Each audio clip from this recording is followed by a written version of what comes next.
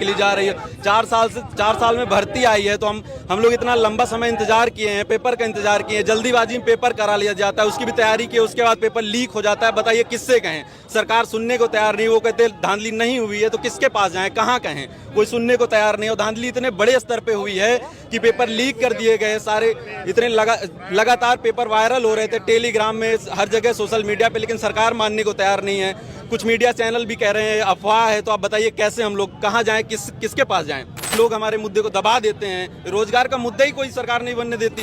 परीक्षा कब थी और पेपर कब लीक हो गया? 17 और 18 तारीख को परीक्षा थी। 17 तारीख को 2 पालियों में, 18 तारीख को 2 पालियों में। 17 तारीख की सुबह पाली का जब हम लोग पेपर दे के निकले तो हमें पता चला कि हमारा पेपर तो पहले ही लीक हो चुका है। उसके बाद अब बताइए 4 साल से भर्ती का इंतजार कर रहे हैं। हमने बीएड कर रखा है, हमने बीटीसी कर रखा है और आज भी बेरोजगार बैठे हैं। डिप्लोमा कर रखा है लेकिन एक नौकरी नहीं मिल रही। 4 साल से बैठे हैं, पढ़ रहे हैं लगातार, लेकिन एक नौकरी नहीं मिल रही। किससे कहें जाके? सरकार सुनने को तैयार नहीं है। हमें लगता है गंगाधर ही शक्तिमान है।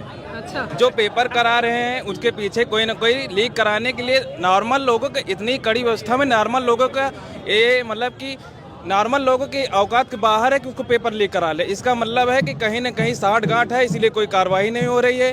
17 की सेकंड शिफ्ट, 18 की सेकंड शिफ्ट का पेपर लीक हुआ, सब कुछ फैक्ट है, लेकिन कोई कार्रवाई नहीं हो रही है। क्या उनके ऊपर अगर बुलडोजर कार्रवाई मानने को तैयार, अगर बुलडोजर कार्रवाई हो रही है तो पेपर लीक कराने वालों के ऊपर बुलडोजर कार्रवाई होनी चाहिए, ताकि आगे कोई एग्जाम हो तो ऐसा मतलब कि उदाहरण पेश किया जाए कि आगे कोई पेपर लीक कराने के पहले उसकी पुश्तें कांप जाएं। ऐसा व्यवस्था, कानून व्यवस्था बनाई जाए। कभी आपने सुना कि उसका क्या कहते हैं, कोई एंट्रेंस एग्जाम लीक हुआ? कभी आपने सीडीएस एग्जाम लीक हुआ? कभी हम लोग नहीं सुनते हैं कि आईएएस का एग्जाम लीक हुआ, कभी नीट का एग्जाम लीक हुआ नहीं सुनते, एनडीए का एग्जाम लीक हुआ नहीं सुनते। लेकिन ऐसी संस्थाओं को पेपर दिलाने के लिए दिया ही क्यों जाता है जो पहले से उनके ऊपर आरोप लगे हैं? इसका मतलब कि उन्हें चाहते हैं कि पेपर लीक हो जाए। पेपर लीक होने के बाद प्रशासन की तरफ से कोई जवाब आया कि अब आगे क्या होगा इस पूरे प्रक्रिया में? कोई कमेटी बनाई गई है, उनको गिरफ्तार लगातार किया जा रहा है, उनके ऊपर दबाव बनाया जा रहा है कि अफवाह तुम लोग गलत फैला रहे हो।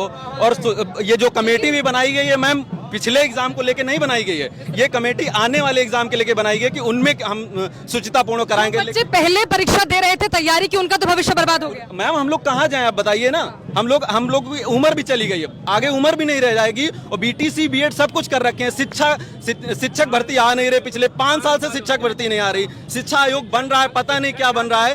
हमने 2018 में बीटीसी किया था, 2018 में बीटीसी किया, 2020 में हमने बीएड फाइनल किया है। बताइए 4 साल से 2018 में लास्ट भर्ती आई थी शिक्षक की। किससे कहें? सरकार सुनने को नहीं तैयार है। सरकार को लगता है कि हम लोग भ्रम फैला रहे हैं। 4 मिलियन ट्वीट हुए हैं ट्विटर पे, 4 मिलियन लोग। मैम ऐसे झूठ नहीं बोल सकते।